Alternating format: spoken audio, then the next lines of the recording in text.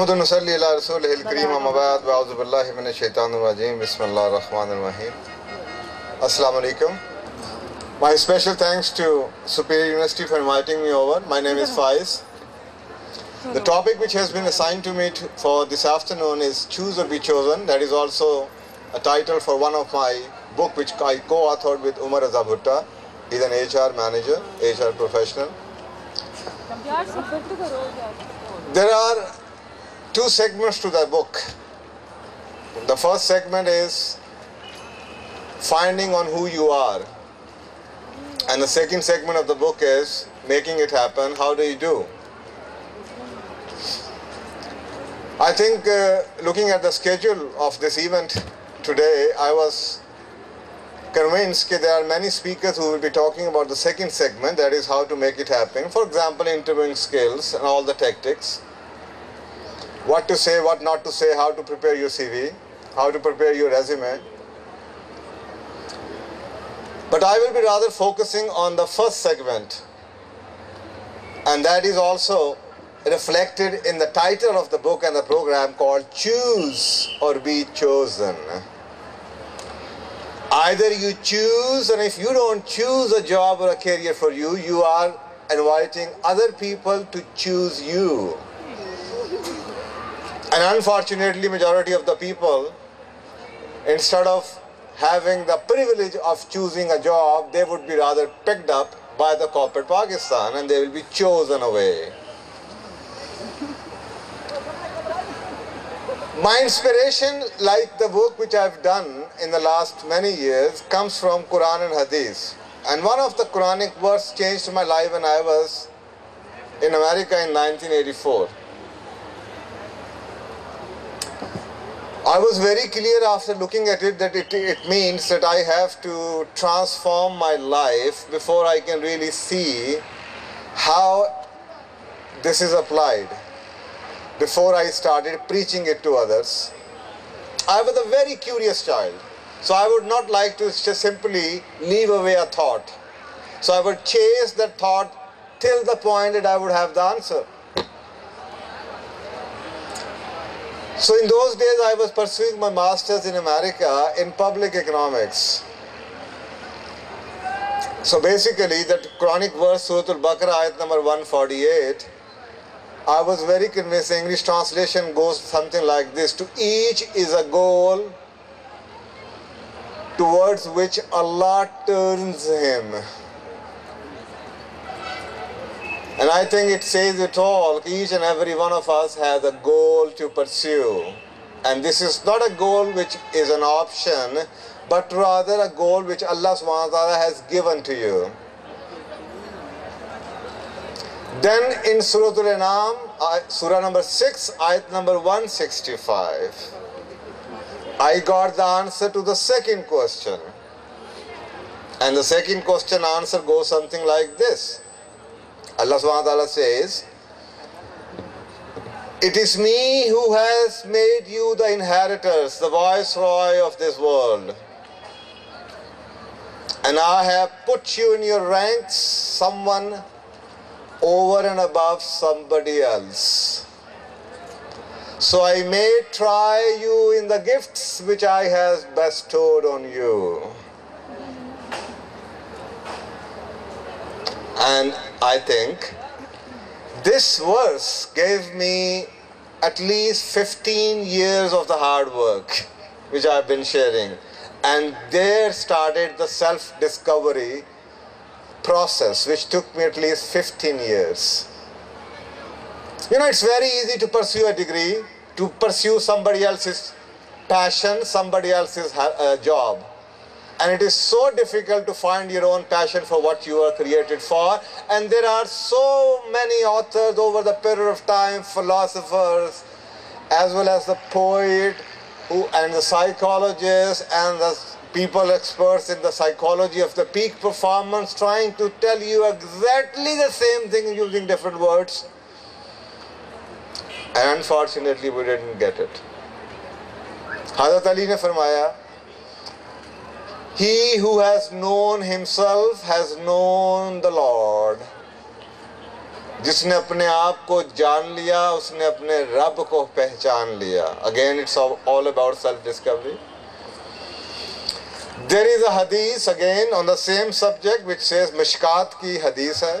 It says, each and every one of you will be helped for the job he was created. So, I think, unfortunately, billions and billions of people living here in this world are trying to fit themselves in the few of the jobs. They are trying to fit themselves in the professions available today, and they don't have the courage, or rather maybe understanding or appropriate knowledge to understand the dynamics of how the laws of nature proceeds. So, having a person of my level at that, back in 1986, already graduating with a graduate degree in public economics, what this verse was, just imagine, could have done to his career. Oh my God, 18 years of education, millions of rupees have spent pursuing a career which now I am discovering that I was not made for. So what do I do? How do I transform my life and start the journey all over again? So, metaphorically, and it is going to Karachi.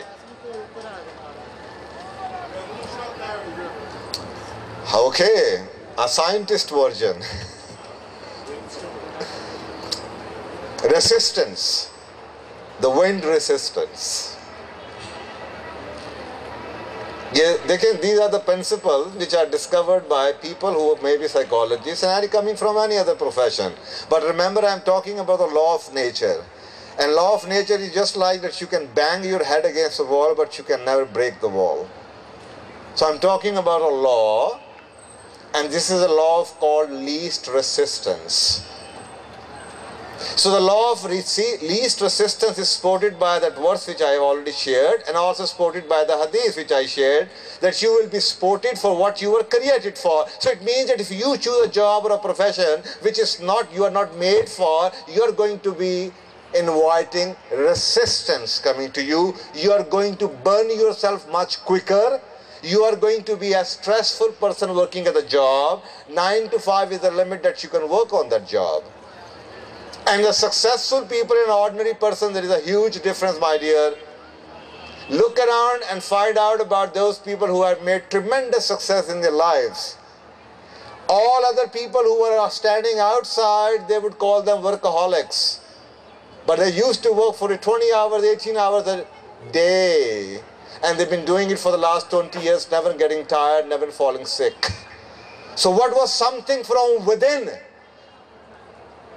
which was keeping them on their toes, giving them intrinsic motivation, even when the world was telling them it's never going to work that way? This is what I'm saying. If you choose something, and if you start chasing someone else's dream, you are going to face resistance. And that's exactly what is going on with the corporate world today. 90% of the people are overstressed. The work is not giving them that excitement. And then we have created a boxed personalities. We have a personal life as well as the professional life. And there is absolutely no integration or harmony between both. So they put them in a stressful situation for hours. Then the company would be sending them or giving them 20 minutes break to get their stress released. They come back and again they are in the same situation. Then they need to go for entertainment. Then they go for vacations. Then they need to go and spend some time somewhere else, either sitting in a restaurant or a hotel. Why? To release the stress which the job is causing. And it is totally abnormal situation. And there is a limit on how far you can move up to the hierarchy. Yes, you can, because that's what Allah subhanahu wa ta'ala has created you. You can do anything you want to do, but not without paying the price. And the price may be mental, physical, emotional, and spiritual health. So the question is it worth the price you are paying? And once you get to know the answer, people like us who are doing a lot of counseling in career, in health, in marriage, in relationship, we know the price people are paying even when they get to the top, because just like Maslow's hierarchy, as long as your tummy is not full, you don't start really looking down into what other things in your life you're missing. So once you reach that level, burn yourself out, getting to the director level position or GM, then you discovered, this is not what I thought. And then you start finding out the answers to other questions. What you have lost or what you have missed out, this is a price which you have paid for becoming whatever you have become. And then people start spending out on what they have earned in the 30 years of life to regain what they have lost during the process. So this is a strange world. So the laws of nature ensure that you're not going to be burning yourself out, and at any level you keep the balance and you keep that harmony, physical, emotional, mental and spiritual harmony.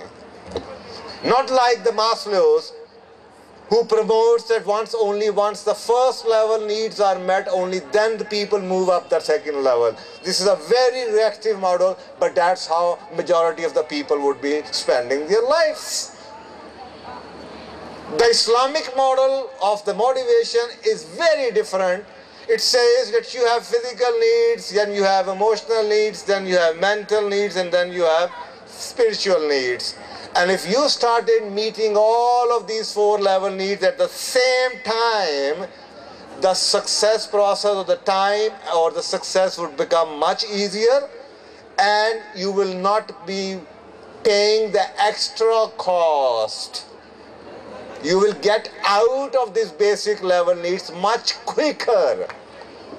And this is supposed to be the dream or idea of a believer.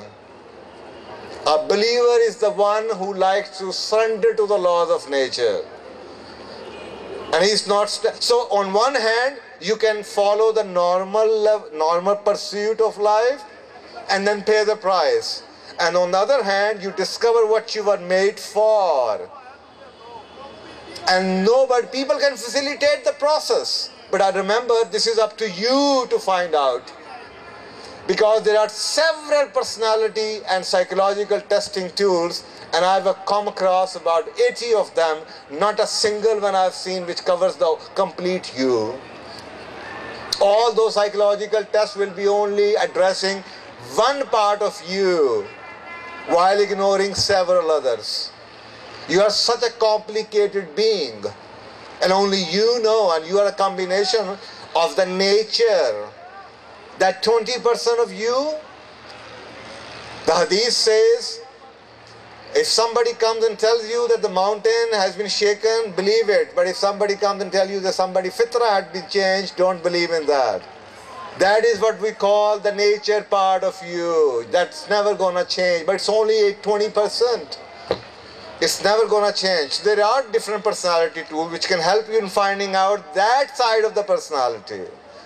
But again, there are boxes. Billions of people, they try to fit them into 16, 18, 20 boxes. There are 20 types of personalities. Billions of people, I'm telling you, each and every one of you is unique. So then overall, on top of those 20%, there is 80% which the nurturing has made you. Your tarbiyah element has made you. Where you were groomed, where did you live, how did you live, who are the people you were exposed to, what you have been reading, what you have been watching, what you have been, people meeting, what type of teachers did you have, and so on and so forth. So that the nurturing element is the 80%, and which ultimately gives you the value system you start living with. That I value respect, I value recognition, I value money, I value family.